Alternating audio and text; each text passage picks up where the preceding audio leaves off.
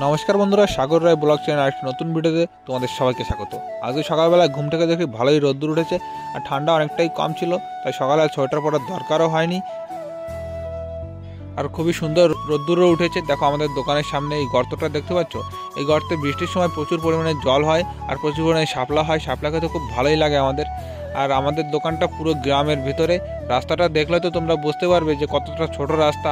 আর আমাদের দোকান থেকে হাই রোড কম করে 17-18 কিলোমিটার হবে, সেখানে যেতে হয়। আর যদি বড় শহরে যেতে হয় তাহলে 25-30 কিলোমিটার দূরে যেতে হয় শহরে।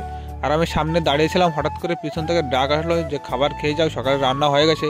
আর সকালবেলা আজকে আমাদের রান্না হয়েছে, এখানে দেখো পুঁই শাকের বড়া, বেগুনের তরকারি, আর ওদিকে কালকে রাত্রেবেলায় ঘন্ট রান্না করেছিল, সেই ঘন্টটাও রয়েছে। আজকে তিনটেই রান্না হয়েছে, সবকটা খেতেই আজকে খুব ভালো লেগেছিল।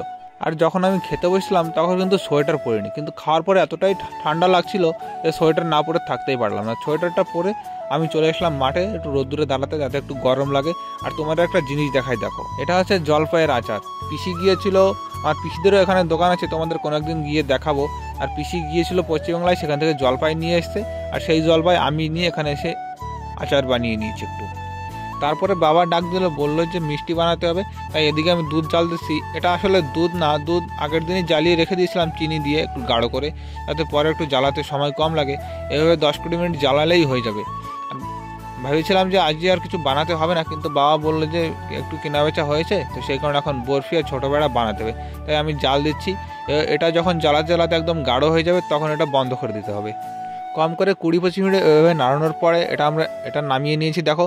আর এভাবেই কাঠের ডান্ডিটা দিয়ে এভাবে ঘুরতে হয়, যতক্ষণ না একদম শক্ত শক্ত না হয়ে যায় ততক্ষণ এটা ঘুরতেই হবে। এভাবে কম করে আধা ঘন্টার মতো ঘুরতে হয়। এটা হালকা একটু ময়দা দিয়ে ঘুরলে এটা আরও ভালো হয়। এটাও ঘুরতে ঘুরতে অনেক সময় ধরে ঘুরলাম, তারপর দেখো এরকম অবস্থা হয়ে গেছে এটার। আর আমি একটু হাত দিয়ে দেখছিলাম কীরকম গরম আছে কিনা। পাতানোর সময় তো হয়ে গেছে, বাবা দিকে প্লাইটাও রেডি করে দিয়েছে। আজকে দেখো আমরা বরফিটা পাতিয়ে নিয়েছি, এর সঙ্গে হালকা একটু ছোটো পেড়াও বানাবো, সেটাও তোমাদের দেখাচ্ছে একটু পরেই। আর তোমরা তো ভাবছো যে বরফিটা বানানো কমপ্লিট হয়ে গেছে, কিন্তু না, এটা এখনও কিছুই হয়নি। আর এর উপর দিয়ে দেখেছো দাগ দাগ, এটা কিন্তু চিরুনির দাগ। এখানের লোকে জানে না যে এটা আমরা কী দিয়ে দিই এই দাগগুলো, ওরা আমাদের কাছে শুনতে চাই কিন্তু আমরা বলি না। আর দেখো ছোটো পেড়াগুলো গোল গোল বানিয়ে ছাপা দিলেই হয়ে যায়। আর তারপরে এই স্কেল দিয়ে একটু ব্যাকা করে কেটে নিলেই হয়ে গেলো বরফি। এগুলো ট্রেতে রেখে দিলেই হয়ে যাবে।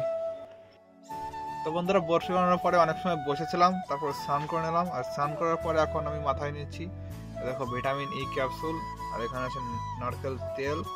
কারণ মাথায় প্রচুর পরিমাণে খুশকি হয়েছে, আর আমার একটা ভাই বলেছিল যে ই ক্যাপসুল আর নারকেল তেল নিলে নাকি খুশকিটা কমে যায়। সেই কারণে ঠান্ডার সময় একটু নিই, গরমের সময় আর খুশকিটা থাকে না, ঠান্ডা হলেই খুশকিটা আবার চলে আসে। এখন নারকেল তেলটা জমে গিয়েছিল, তাই অনেক কষ্ট একটু বের করে এখন এই যে দুটো মিলিয়ে নিলাম হাতের তালুতে করে। এখন এটা মাথায় লাগিয়ে নেব, সব জায়গায় হালকা হালকা করে। এমনিতেও তো মাথায় চুল নেই, টাক পড়ে গেছে দেখো। আরো এতটা খুশকি হয়েছে যে প্রতিদিন চুল ওঠে, মাথা আসতেই পারি না। আর ওই ক্যাপসুল আর তেলটা লাগানোর পরে আমি একটু ভালো করে মাসাজ করে নিচ্ছি, যাতে তেলটা একদম চুলের গোড়া পর্যন্ত চলে যায়, চুলটা না পড়ে, আর খুশকিটাও খুব জলদি কমে যায়। ভাই বলেছিল যে ভালো করে মালিশ করে নিলে নাকি খুব জলদি খুশকিটা কমে যাবে। তাই আমি একটু ভালো করে মালিশ করে নিচ্ছি। আবার বেশি জোরেও মালিশ করা যাবে না, কারণ চুলগুলো খুবই পাতলা, কারণ হাতের সঙ্গে সবই উঠে চলে আসলো। তা বন্ধুরা, এখন আমাদের কোনো কাজ নেই, এই কারণে শুয়ে আছি। আমি এ জায়গায় শুয়ে শুয়ে মোবাইল দেখছিলাম, আর এদিকে দেখো আমার মোটো এদিকে মোবাইল দেখছে। সে কি একটা দুঃখের গান, খুব দুঃখ আমার মোটর। তো গাইস শুয়েছিলাম, তারপরে উঠলাম, তো বাজারে গিয়েছিলাম, একটু তেল নিয়ে আসলাম। আর এদিকে দেখো মোটর রেডি হয়ে গেছে, এখন রিলস বানাবে সর্ষে ক্ষেতের মধ্যে বসে, সে কারণে আসলাম, একটু ভিডিও করে দিতে হবে আমার। আর মাঠ থেকে আসার পরে আমি ঘুমিয়ে পড়েছিলাম, কম করে 1-1.5 ঘন্টার মতো আমি ঘুমিয়েছি, কারণ কোনো কাজ ছিল না, সেই কারণে ঘুমিয়ে পড়েছিলাম। আর ঘুম থেকে ওঠার পরেই দেখো আমি চলে আসলাম সামনে এসে কী আর করবো, কোনো কিছু খুঁজে পাচ্ছিলাম না, তাই একটু লাড্ডু বের করে আমি দেখো একটা লাড্ডু খেলাম।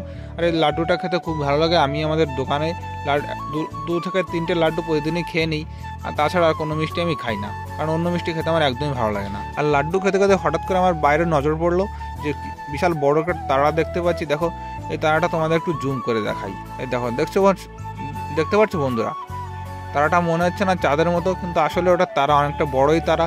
আর আমার মতে তারাটা যে কে কে দেখতে পারে একটু কমেন্টস করে জানিও। তো আবার সামনে থেকে এসে আবার একটু মোবাইল দেখছিলাম, মোবাইল দেখতে দেখতে এদিকে রাত্রের খাবারও রেডি হয়ে গেছে। আর আজকে রাত্রে রান্না হয়েছে আলু, ফুলকপি আর মটর দিয়ে মশলা দিয়ে তরকারি রান্না করেছে আর রুটি, তাছাড়া আর কিছুই আজকে রান্না হয়নি। তো বন্ধুরা, আজকের ভিডিও এখানেই শেষ করছি, দেখা হচ্ছে পরের ভিডিওতে। ততক্ষণের জন্য সবাই ভালো থেকো, সুস্থ থাকো, আর আমার চ্যানেলটি সাবস্ক্রাইব করে আমার পাশে থাকো। বাই।